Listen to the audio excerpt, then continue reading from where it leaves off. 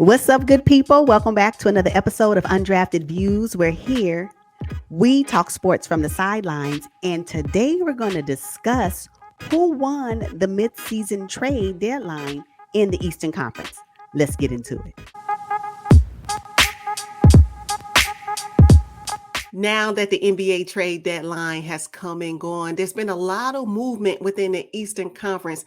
Let's jump into some of the trades that took place. And I would be remiss if we didn't start with the biggest trade to take place over the last couple of seasons is James Harden to the Philadelphia 76ers. What do you think about that trade?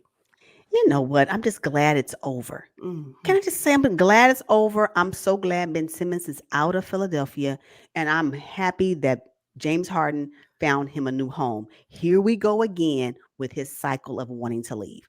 Mm. I don't know. I am here for player movement all day. I think the teams are trade you. Why can't the players want to leave, right? What I just am seeing a pattern of is that his way to get out. He did it with Houston. He did it with the Nets. And I'm going to tell you right now, the 76ers, that organization will be walking on eggshells to make sure they please him, because if he is not happy, he will not perform. Now, yes, he's going to put up his points. I mean, what he did, average 22 points when he was with Brooklyn, still look good. But that effort, that body language is what the 76ers have acquired when they picked up James Harden. Hopefully he'll be happy, blissfully happy, wanting to be there, and it's everything he wants it to be. And I pray that Joel Embiid doesn't get hurt. The moment James Harden even suspects that they are not going to move forward in the playoffs and potential championship run, we're going to see the shutdown of James Harden for a third time. And I can't sit through it. So I'm happy that he's where he wants to be. I really hope it's everything he needs it to be so he can continue to be, happy. You know what? You made some pretty good points. And, let's think about the length that James Harden took to get out. He wasn't happy in Houston. What happened? He just kind of, like you said, he shut down. But I think the most disrespectful thing he did was put on all that weight and show up to the Brooklyn Nets out of shape at the start of the season. Yeah. So I just think that you cannot be injured and your teammates are okay with you and hopefully in wanting you to recover and come back.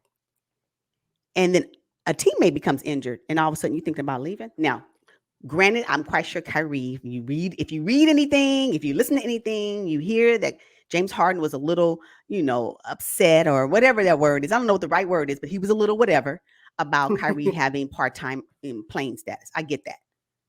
But I don't think that he would have left had KD not gotten hurt.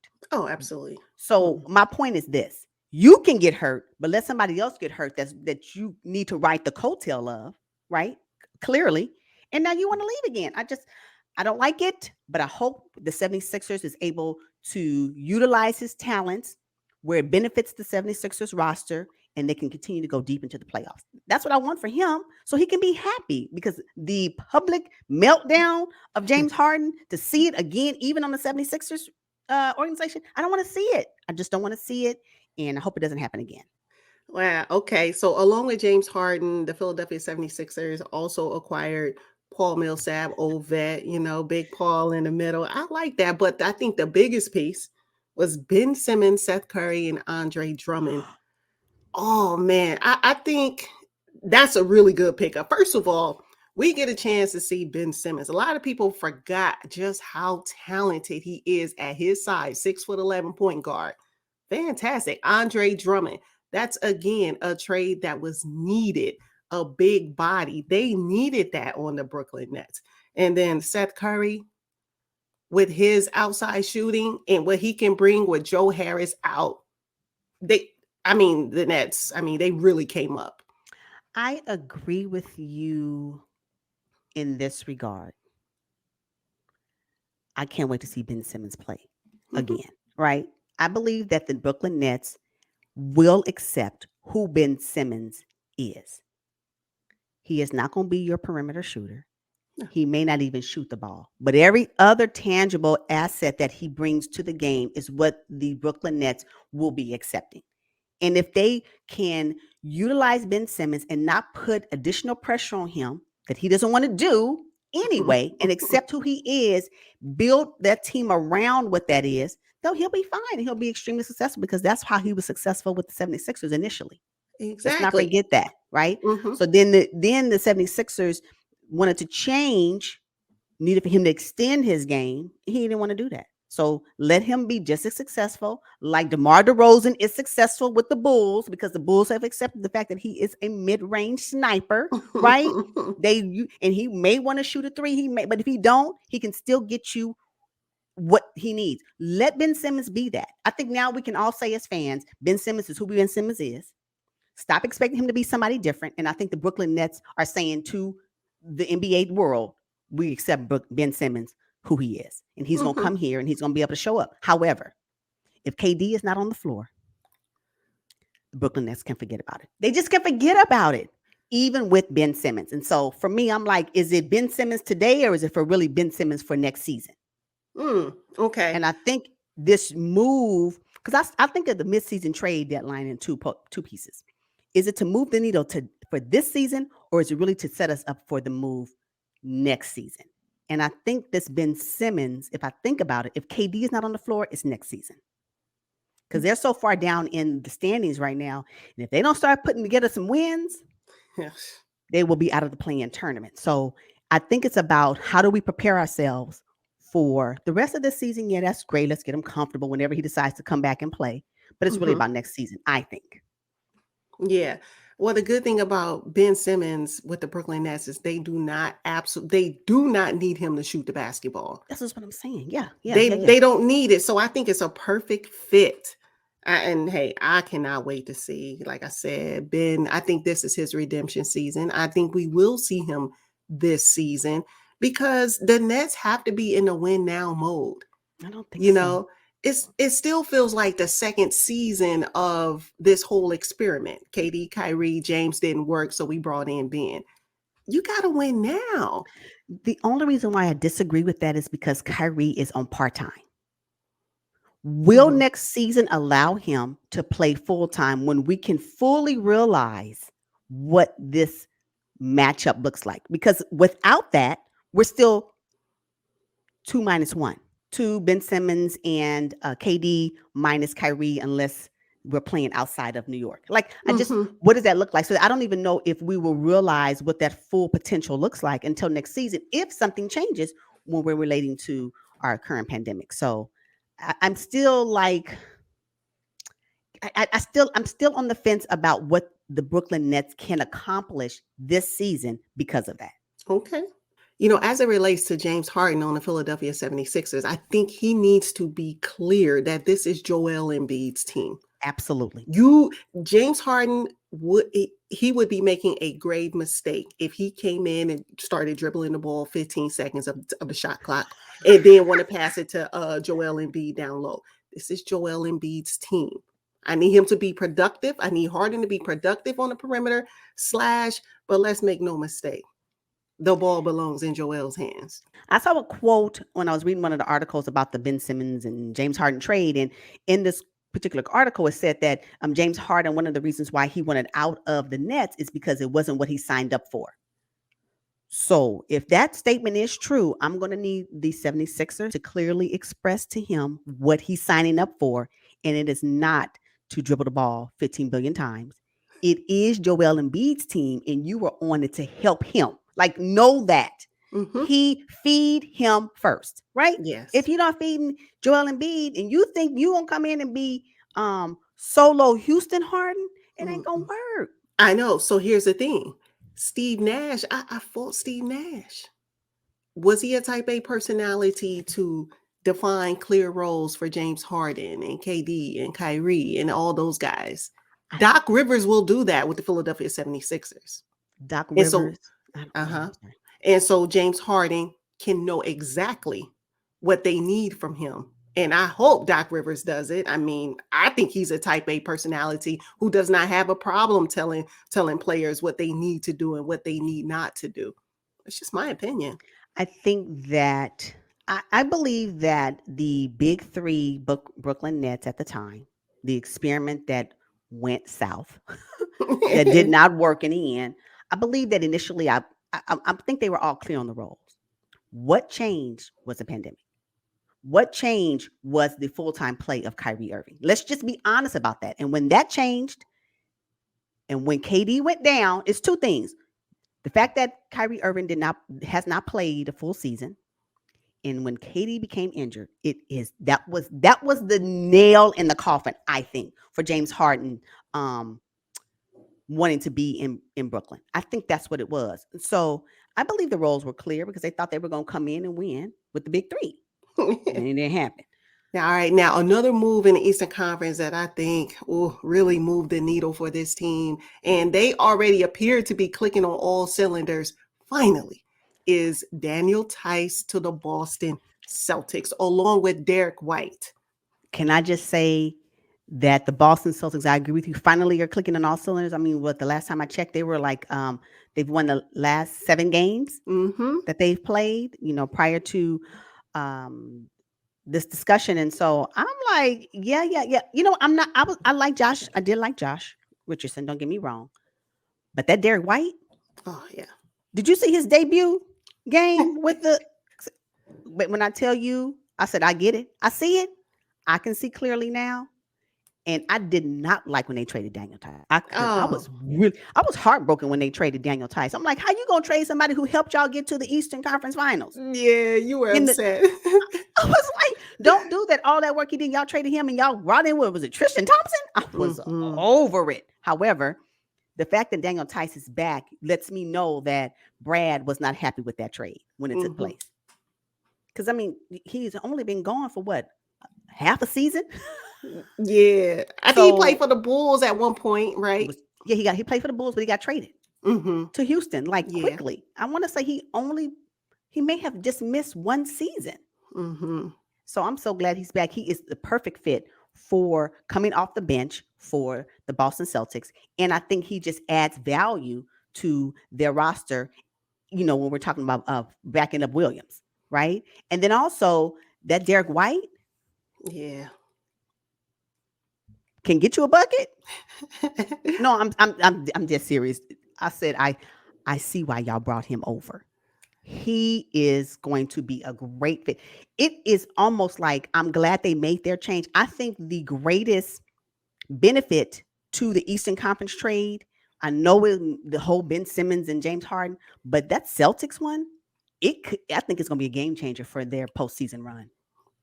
Ooh, okay. All right. Now, Derek White came from the San Antonio Spurs. Now, Greg Popovich, he molds his players. So, Derek White is going to be Yeah. an all around talent for the Boston Celtics. Happy to see him. Happy to see Daniel Tice back. But the Charlotte Hornets now, Mhm. they receive Montrezl Harrell. Now, Montrez, I have to say, I'm starting to feel really bad for him.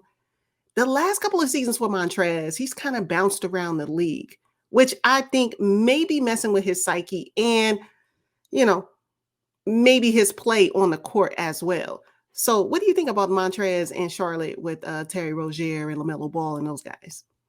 I think he'll be a good fit for that roster. I hope he has a home for the next couple of seasons for me to Mm-hmm. really see his benefit, right? So, how do you come from winning six man of the year with the Clippers, right? For some reason, it didn't work out in the end, and you went to the Lakers. Oh gosh. And I feel sorry for any player that goes to the Lakers at this point because, then you're going to be traded out again, and Mm-hmm. so I can imagine how that can mess up your confidence. Look, y'all, you was praising me when I got the six man of the year, and now all of a sudden I'm disposable just like that. So yeah, Yeah. I get that. I think he'll be a great fit. It just remains to be seen how successful he'll be.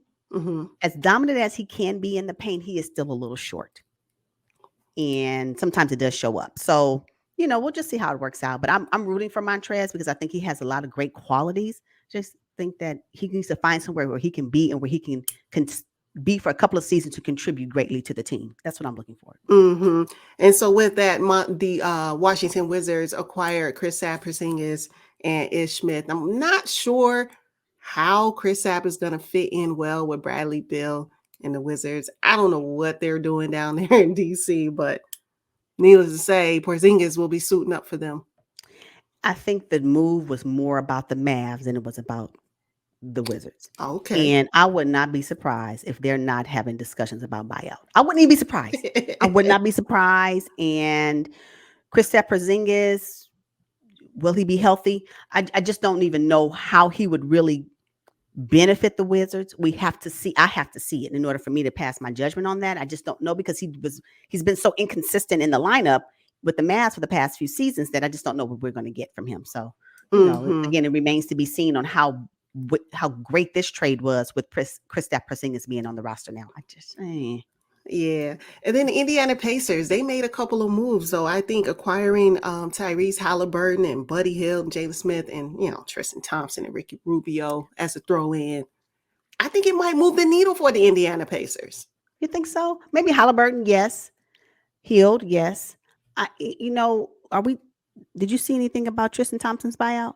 I didn't see anything, but I'm just saying. Let's just, I just, yeah, no, I don't. Yeah, No. no, I can tell you right now, whatever they did, it wasn't for this season. Mm-mm. No, it's to set up what the Pacers are going to look like for the following seasons. It's not this season. This season will not be for them. We won't see this trade realized because I think they'll still make some moves in the off season that's going to help shape this roster that we'll be looking at in the 2023 NBA season. And it's not going to be, the Pacers can forget about it. Their season will be over once the regular season ends. Oh, So, okay. Well, the same can be said about the Orlando Magic when they oh, yeah. acquire Bol and PJ Dozier. It's not moving the needle. You know, the Toronto Raptors picked up Thaddeus Young. You know what? The Raptors are doing fairly well right now. Don't know that they needed him much. However, the Milwaukee Bucks acquired Serge Ibaka. That was a need basis, definitely. That was a need base. And because Lopez is out, they did Mm-hmm. need something. I can tell you right now, remember when I was I texted you and I said, Freedom, sit down. That Oh last game, yeah. I said, you know what? You cannot be up under the basket and don't even get on your tippy toes. I don't like it. I don't like it. You got these young guns over here running circles around you. Now, Freedom, Yeah. I'm not that you are not a good player. You're solid. You've been in the league for a long time. That's fine. But what the Milwaukee Bucks need in their quest for second championship, I can understand why they traded him. I get Mhm. it. I get it. And I get why they acquired Serge Ibaka because they needed somebody that can, dominate in the paint, has experience in playoffs, number one, can dominate in the paint, and also can step out and shoot a three. So Serge Yes. Ibaka's um, uh, skill set is a little bit more expanded than what you would have gotten from Freedom. So, Yeah, absolutely. Now, and I like the fact that the Detroit Pistons picked up Marvin Bagley III. Don't think he was being used properly with the Sacramento Kings, especially not under Luke. I think Alvin Gentry started to use him a little bit more, but I think he's going to really add some value to the Detroit Pistons with their young core. So I like that one. yeah, I think it was time for him to leave the Kings as well.